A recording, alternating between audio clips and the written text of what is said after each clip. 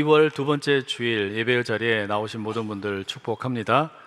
저희는 계속해서 사도행전 말씀을 나누고 있는데 오늘은 3장 11절에서 21절 말씀 본문으로 그대가 새 기운을 얻을 날이 오리니, 이런 제목으로 말씀을 전하겠습니다. 오늘 본문 말씀은 베드로의 두 번째 설교입니다. 2장에 첫 번째 베드로의 설교가 있었고 오늘 두 번째 설교가 나오게 되는데 그 배경이 뭐냐? 3장의 앞부분에서 우리가 살펴보았던 것처럼 베드로와 요한이 오후 3시에 성전에 기도하러 올라가고 있었습니다. 그때 성전 미문에서 구걸하는 사람을 만나죠. 태어날 때부터 걷지 못하던 장애인이었습니다. 베드로와 요한은 그 장애인에게 은과 금은 내게 없지만 나에게 있는 것 예수 그리스도의 이름으로 명하노니 일어나 걸으라 선포합니다. 그랬더니 정말로 구걸하던 장애인이 일어나게 되고 걷게 되고 심지어는 뛰어다니게 됩니다.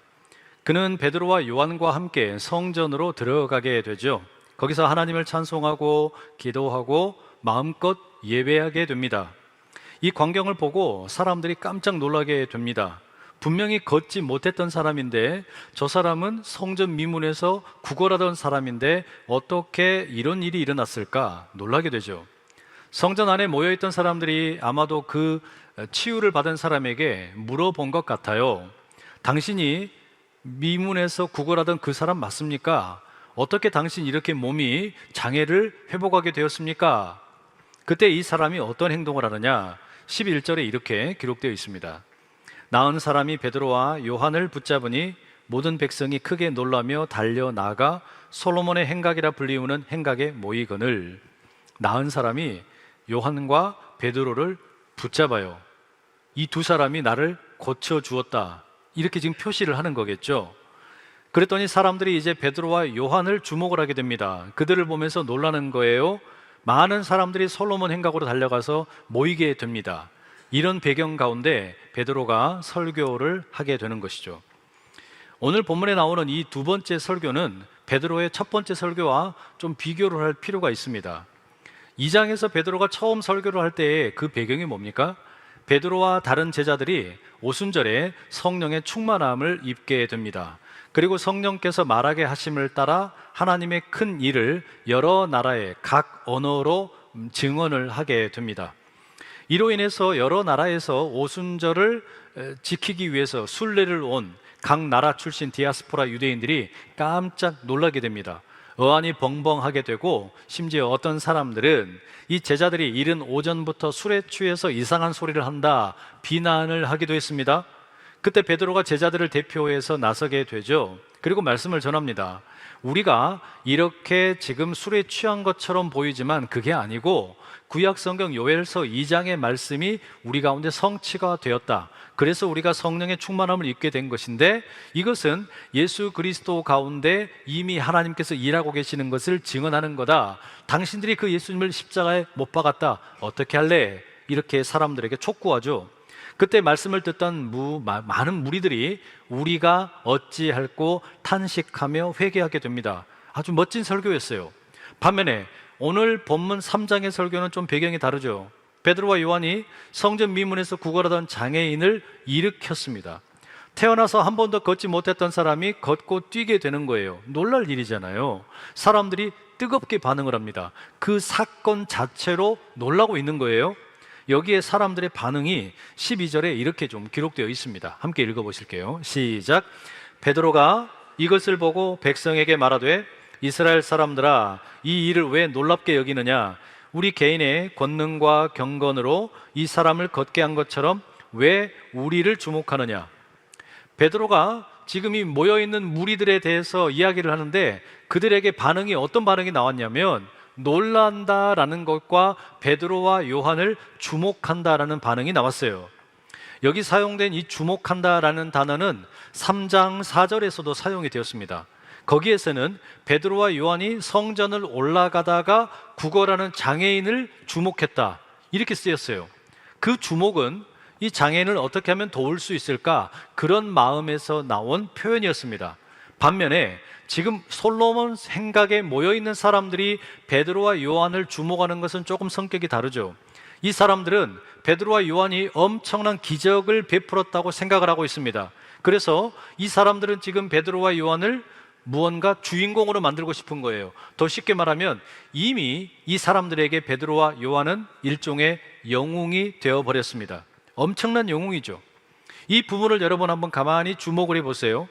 사람들이 베드로와 요한을 주목을 한 것은 그들에게 무언가 특별한 능력이 있다라고 생각했기 때문입니다.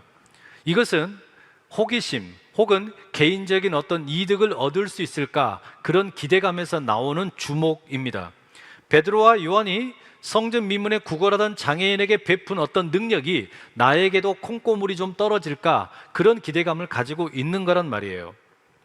저는 이 대중들이 베드로와 요한을 영웅으로 삼고 있는 듯한 이 본문의 모습을 보면서 가수 이승윤의 노래 영웅 수집가라는 것이 생각이 났어요. 이 노래에 이런 가사가 있습니다. 그토록 찾아 헤맨 사람을 만난 것 같아. 아마도 나의 영웅이야. 어쩌면 저렇게도 올곧고 위대한 건지 끝까지 나는 따를 거야. 다만 내가 원할 말만 영원히 하면 돼. 걸음걸이도 한치도 어긋나지만 않으면 돼. 나의 진열장에 놓을 영웅이야. 손대지 마. 이런 조금 바랜 흔적이 있잖아. 부숴도 좋아. 여러분, 이 가사 속에 사람들의 그 영웅을 만들려고 하는 묘한 심리가 담겨 있습니다. 사람들이 영웅을 찾아요. 자신들이 따르고 싶고 닮고 싶은 그런 영웅을 찾고 있습니다. 그런데 속의 마음을 보니까 되게 이기적입니다. 소비할 수 있고 언제나 버릴 수 있는 그런 영웅을 찾고 있는 겁니다. 내가 원하는 말만 하는 영웅이 필요합니다. 내가 원하는 걸음에서 한치라도 이탈하면 안 됩니다. 색이 바랜 흔적이 있다면 과감하게 부숴버려도 괜찮습니다. 영웅이라는 것은 어차피 내가 따르고 또 닮기 원하는 게 아니라 사실은 소비하기 위한 도구일 뿐입니다. 베드로는 영웅을 찾는 이 대중들의 마음을 꿰뚫어 보고 있었어요. 솔로몬 행각에 모여있는 이 사람들이 왜 자기들을 주목하고 있는지 너무나 잘 압니다. 예수님께서 예루살렘에 입성을 하실 때 수많은 사람들이 자기 겉옷을 벗고 길에다 폈습니다. 나뭇가지를 베어다가 길에다 깔았어요.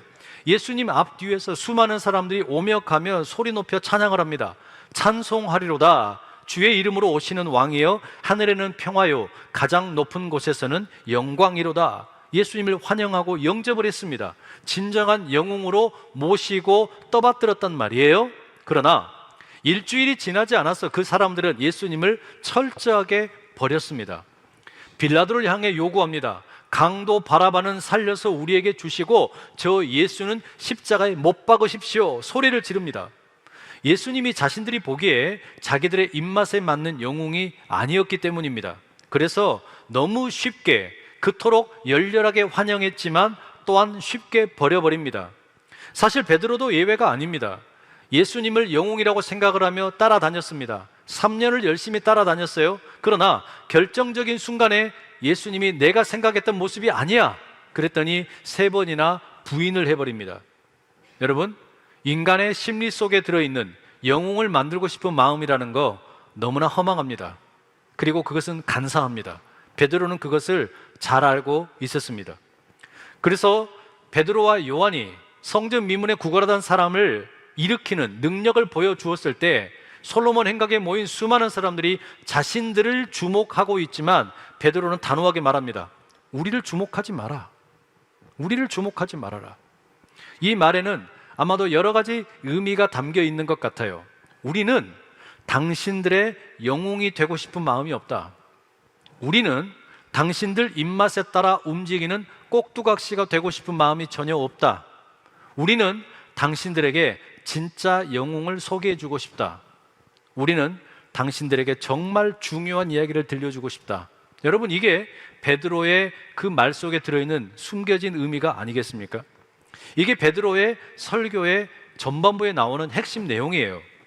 오늘날의 기준으로 보면 베드로의 대응이 꽤나 이상합니다. 오늘날은 어떻게 하든지 자기를 피하라고, 자기를 높이고 자기의 어떤 잘난 것을 뽐내는 그런 사회인데, 베드로는 스스로를 계속해서 낮추고 자기 자신을 주목하지 말라고 사람들을 밀어내고 있단 말이에요. 그러면 이어서 베드로는 이제 자기의 설교를 어떻게 전개해 가게 됩니까? 앞서 첫 번째 설교와 크게 다르지 않습니다. 베드로는 이번에도 예수 그리스도를 소개하는데 대부분의 내용을 할애합니다. 이스라엘 사람들, 당신들이 예수님을 십자가에 못 박으라고 소리를 질렀고 오히려 강도 바라바를 놓아주라고 빌라도에게 요구했는데 그렇게 십자가에 달려 죽으신 예수님을 아브라함과 이삭과 야곱의 하나님께서 영화롭게 하셨다라고 말합니다. 예수님은 분명히 이스라엘 사람들로 인해서 십자가에 죽으셨으나 하나님께서 그 예수님을 죽은 자 가운데서 일으키시고 다시 살리셨다는 거예요. 바로 그 일에 베드로와 요한이 증인이라고 이야기를 합니다. 그런 후에 16절에 이렇게 덧붙여요. 세번역 성경입니다. 그런데 바로 이 예수의 이름이 여러분이 지금 보고 있고 잘 알고 있는 이 사람을 낫게 하였으니 이것은 그의 이름을 믿는 믿음을 힘입어서 된 것입니다.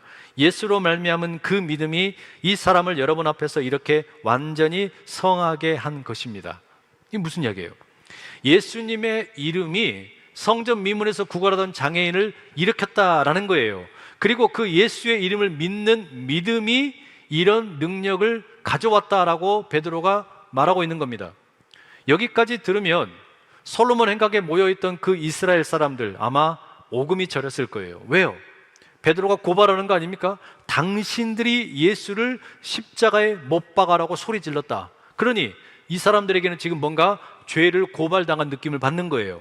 그런데 이후에 이어지는 17절에 보면 베드로가 다시금 약간 느슨하게 상대방을 조금 안심을 시킵니다. 17절 말씀 한번 읽어보시죠.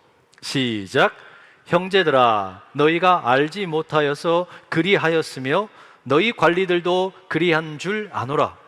여기 보면 설교를 처음에 시작하는 12절에서는 그 모여있는 사람들을 향해서 이스라엘 사람들아 이렇게 불렀거든요. 그런데 17절은 뭐라 그래요? 형제들아. 조금 더 따뜻하게 부르죠. 가깝게 이렇게 부르고 있습니다. 그러면서 뭐라 그러냐? 당신들이나 당신들의 관리들이 예수님을 십자가에 못 박도록 내어준 것은 몰라서 그랬겠지. 예수님이 누구인지 몰라서 그랬겠지. 내가 그걸 다 10분 이해한다. 베드로가 이렇게 말합니다. 어찌 보면 이 베드로의 설교의 내용을 보면 이 베드로가 아주 그냥 밀당의 고수입니다. 쥐락 펴락 쥐락 펴락 하는 거예요. 이 듣고 있는 사람들을 아주 그냥 꼼짝 못하게 하는데 이어지는 19절에 가면 다시 베드로가 이들의 그냥 목을 콱 죄는 듯한 메시지를 선포합니다. 그러므로 너희가 회개하고 돌이켜 너희 죄 없이 함을 받으라. 뭔가 느슨하게 풀어주는 것 같더니 다시금 꽉 죄는 거예요.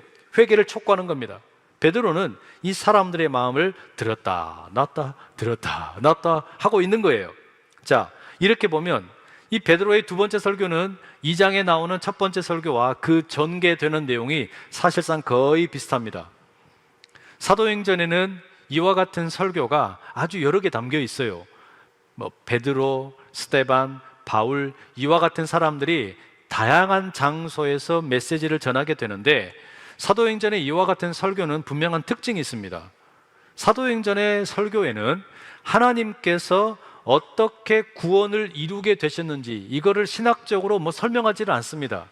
왜 성령의 임재 전에 예수님께서 부활하시고 승천하셨는지 그런 것에 대해서 해명하지도 않아요. 사도행전에는 화목제물이나 속죄 이론과 같은 그와 같은 내용들도 신학적인 설명들도 전혀 없어요. 베드로의 설교에는 그런 내용이 없단 말이에요. 반면에 이제 바울 서신에 가게 되면 로마서나 또는 갈라디아서를 읽어보게 되면 이와 같은 신학적인 설명들이 많이 나오게 되죠. 대신에 사도행전은 하나님께서 예수 그리스도를 통해 어떤 구원의 역사를 펼치고 계시는지 이걸 반복적으로 보여줍니다. 예수님이야말로 하나님의 약속을 이루시는 분이고 예수님이 이스라엘에게 약속된 그리스도가 되시고 그분의 부활이 우리 모두에게 희망이 된다. 이것을 반복해서 이야기하는 거예요. 결국에 사도행전이 던지고자 하는 핵심 메시지는 뭐냐면 예수님을 믿어라. 예수님을 신뢰해라. 그때에 우리에게 새로운 미래가 열린다. 이 이야기를 계속 들려주는 겁니다. 그렇습니다.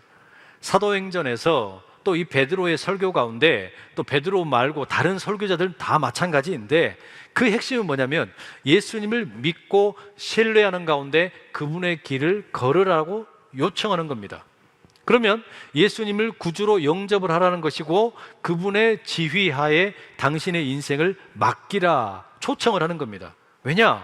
예수님이야말로 하나님께서 온 인류 가운데 가져오시는 이 구원을 선물로 주시는 분이기 때문입니다. 만약에 우리가 이걸 받아들이면, 그러니까 예수님을 내가 믿게 되면, 예수님을 신뢰하게 되면 그 다음에 이 설교에는 또 다른 이제 요청들이 따라옵니다. 그게 뭐냐? 그렇다면 이제 복음을 전하는 일, 담장을 넘어서 복음을 전하는 일에 헌신하도록 요청을 하고 하나님께서 이루신 모든 약속을 잊어버리지 않도록 성경의 말씀을 상고하도록 성경을 읽도록 초청을 하고 나아가 성령의 역사를 마음으로 받아들이도록 요구합니다. 예수님을 믿는다는 거, 예수님을 신뢰한다는 거, 이게 바로 사도행전의 가장 중요한 설교의 핵심이다 말씀드릴 수 있겠어요. 바로 그런 점에서 오늘 본문 가운데 여러분에게 특별히 19절 말씀을 강조해서 좀 전하고 싶습니다. 함께 한번 읽어보시죠. 19절입니다. 시작. 그러므로 너희가 회개하고 돌이켜 너희 죄 없이 함을 받으라. 이같이 하면 새롭게 되는 날이 주 앞으로부터 이를 것이요. 회개하고 돌이켜 죄 사함을 받으라. 그리하면 여러분 가운데 새롭게 되는 날이 주님으로부터 임하게 될 거다. 새롭게 되는 날, 이 표현이 참 특별해요. 새한글 성경에는 이 표현을 새 기운을 얻는 날이라고 번역하고 있습니다. 그러니까 지금 베드로는 설교를 하면서 자신을 주목하지 말고 예수님을 주목하라 이렇게 외칩니다. 그리고 지난날의 과오를 돌이키고 완전히 새로운 삶의 지평을 이제 받아들이도록 권면하는 거예요. 그거를 뭐라고 표현하냐면 새 기운을 얻는 날, 그 새 기운을 얻는 날이 도래하게 될 것이다 라고 말하고 있는 겁니다. 이 새 기운을 얻는다라는 거, 저는 이 표현이 왜 특별하냐면 솔로몬 행각에 모여있는 사람들, 베드로와 요한을 주목했잖아요. 베드로와 요한을 영웅처럼 떠받들려고 했습니다. 그러나 이것은 아주 일시적으로 잠깐 자신들에게 위안을 주는 것일 뿐입니다.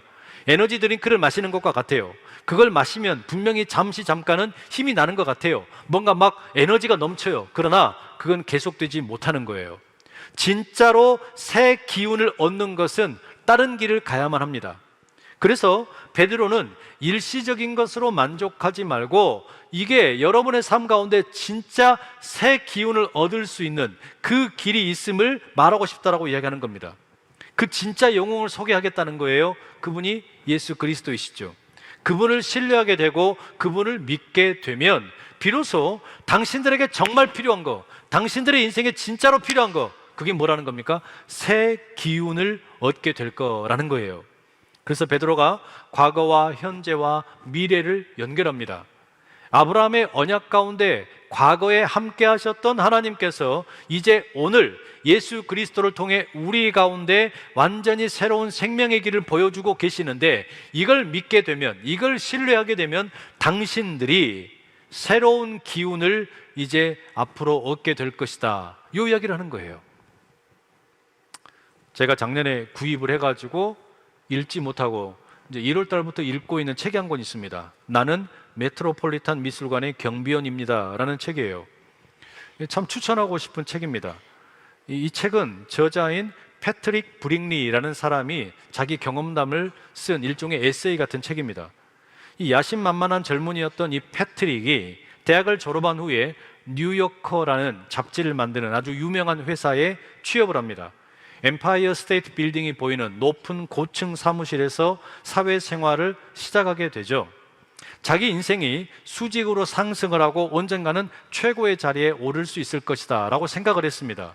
화려한 성공을 꿈꾸면서 경력을 쌓아가는 어느 날 누구보다 똑똑하고 배려심이 많던 2살 위의 형인 톰이 젊은 나이에 시한부 암 선고를 받게 되고 세상을 떠나게 됩니다.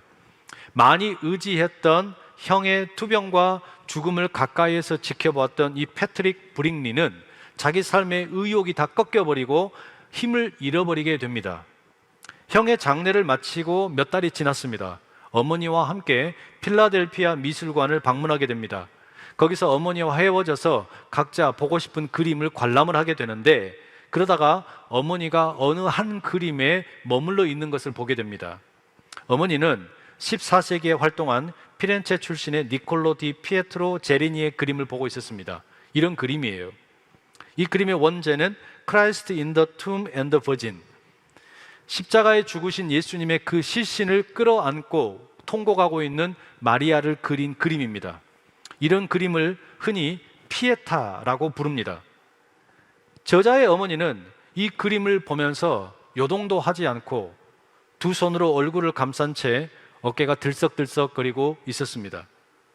그림을 보면서 심장이 부서지며 또한 동시에 충만해지는 묘한 경험을 하게 되었다고 합니다. 이 필라델피아 미술관을 어머니와 다녀온 후에 저자가 자신의 상태를 이렇게 묘사를 해요. 운 좋게 얻은 전도 유망한 직장이 있는 마천루의 사무실로는 더 이상 돌아가고 싶은 마음이 들지 않았다. 세상 속에서 앞으로 나아가기 위해 애를 쓰고 꾸역꾸역 긁고 밀치고 매달려야 하는 종류의 일은 할 수가 없었다. 나는 누군가를 잃었다. 거기서 더 앞으로 움직이고 싶지 않았다. 어떤 의미에서는 전혀 움직이고 싶지가 않았다. 자기 삶의 의욕이 다 빠져나가 버린 거죠. 그러다가 우연히 어릴 때부터 자주 방문했던 뉴욕 메트로폴리탄 미술관에서 경비원을 뽑는다는 공고를 보게 됩니다. 거기에 가면 어떨까? 자기 자신을 그곳에 숨겨버리기로 작정을 합니다. 가장 아름다운 미술관에 가장 단순한 일을 하면서 세상으로부터 스스로를 격리시킬 생각을 하는 것이었죠. 세계 3대 미술관으로 불리는 메트로폴리탄 미술관은 7만 평의 공간에 300만 점의 작품이 있고 1년에는 약 700만 명의 관람객을 다녀간다라고 합니다. 이 거대한 미술관에서 패트릭 브릭리는 과거 일터에서 경험하지 못한 완전히 다른 종류의 경험을 하게 됩니다.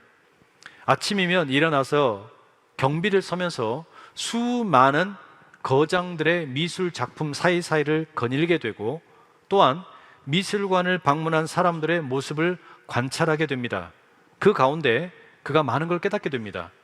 우리의 일상이라는 것이 모순적이고 가끔은 지루하고 때로는 숨막히게 아름다운 것임을 깨닫게 되고, 삶이라고 하는 게 군말 없이 살아가며 고군분투하고 성장하고 또 새로운 것을 창조해내는 것임을 알아가게 됩니다. 그렇게 10년의 시간을 미술관에서 보내게 됩니다. 2008년부터 10년의 시간 동안 머물며 자기 안에 있던 지독한 슬픔과 무기력감을 조금씩 비워내는 경험을 하게 됩니다. 참 묘한 일이었죠. 세상을 등지고 싶어서 숨어버렸던 미술관에서 오히려 위로를 받게 되고 세상으로 나아갈 새로운 용기를 얻게 됩니다. 과거 유명한 거장들의 예술 작품을 바라보면서, 그리고 그 작품을 관람하고 있는 관객들을 바라보면서 무언가 새로운 힘을 얻게 된 거예요. 그야말로 그에게는 새 기운을 얻는 날이 도래하게 되었습니다. 저는 이 책을 읽으면서 우리가 왜 예배를 드리는 걸까? 우리는 왜 성경 말씀을 읽는 걸까? 그런 생각을 해보게 되었어요. 우리는 지금 설 명절 한복판에 이 주일 예배의 자리를 지키고 있습니다. 설 명절이 되면 누구나 다 떠오르는 사람들이 있습니다. 특히나 그리운 얼굴들이 있습니다. 우리 각자의 모습은 이 책의 저자인 패트릭 브릭리와 별반 다르지 않습니다. 저마다 무언가 소중한 것을 잃어버렸어요. 때로는 힘을 잃어버렸고 삶을 살아갈 의욕을 상실한 모습이기도 합니다. 우리는 바로 그런 모습으로, 무언가 처절한 모습으로 이 자리에 앉아 있을 수도 있습니다. 그래서 우리는 때로 잠시라도 믿고 의지할 만한 영웅을 찾습니다. 그러나 그런 영웅들은 잠깐 소비되고 버려지는 그런 존재일 뿐입니다. 우리에게는 진짜가 필요한 거예요. 우리의 삶 가운데 새로운 기운을 선사할 수 있는 그런 존재가 필요하다라는 말입니다. 바로 그런 이유 때문에 우리는 이 자리에 함께 모여 있는 겁니다. 사도신경으로 신앙을 고백하고 말씀을 함께 읽고 한 목소리로 찬양을 하고 설교 말씀을 듣습니다. 그리고 우리 옆에는 저마다의 모습으로 예배하는 성도들이 앉아 있습니다. 우리는 성경을 통해 과거의 수천 년의 시간 동안 하나님을 만났던 사람들의 이야기를 만나게 되고 예수님을 영접하게 되고 예수님을 섬겼던 사람들의 이야기를 듣습니다. 그것은 마치 메트로폴리탄 미술관에 걸려있는 수많은 예술 작품들을 감상하는 것과 같은 일입니다. 그 만남을 통해 우리에게는 뜻하지 않았던 새로운 기운들이 찾아오곤 합니다. 우리의 내일이 달라질 힘을 얻는 겁니다. 베드로는 바로 그 메시지를 솔로몬 행각에 모여있는 사람들에게 전했습니다. 저도 오늘 여러분들에게 동일한 이야기를 들려드리고 싶어요. 여기 앉아있는 여러분의 삶 가운데 어떤 상실이 있든 어떤 아픔이 있든 어떤 의욕의 꺼져버림이 있든 성경 속 글자 사이사이를 거닐며 그 말씀을 상고하고 묵상하는 가운데 예수 그리스도를 만나고 살아계신 하나님을 만나고 그 가운데 세상으로부터 나를 격리시키고 세상으로부터 나를 숨기고 살아가고 싶었던 그런 마음들이 새 기운을 얻어서 당당하게 세상으로 나아갈 새로운 힘이 될 수 있기를 축복합니다. 그대가 새 기운을 얻을 날이 오리니, 그대가 예수 그리스도를 만났던 과거의 많은 사람들의 경험을 읽고 관람하고 묵상하는 가운데 그대에게도 새 기운을 얻을 날이 오리니, 바로 그런 은혜가 이 설날, 이 설 명제를 보내는 우리 가운데 임할 수 있기를 간절히 축복합니다. 기도하겠습니다. 사랑하는 주님, 우리는 때로 잃어버린 것들로 아파하고 상실하고 삶을 살아갈 용기조차 잃어버릴 때가 있습니다. 우리의 마음이 그리하여 병들기도 하고 세상에 나아갈 용기를 얻지 못해서 우리 스스로를 어딘가에 가두어 놓기도 합니다. 하오나 주님, 메트로폴리탄 미술관보다 더 크고 더 화려한 성경의 세계 속에 우리를 집어넣고 그 속에서 수천 년의 시간 동안 하나님을 섬기고 하나님을 만나고 예수님을 만났던 수많은 사람들의 이야기를 읽는 가운데 새 기운이 우리에게 임하는 것을 경험케 하옵소서. 살아계신 주님을 만남으로 인하여 세상으로 다시 나아갈 힘과 용기를 얻는 우리 모두 다 되도록 은혜 베풀어 주시옵소서. 예수님의 이름으로 기도드립니다. 아멘.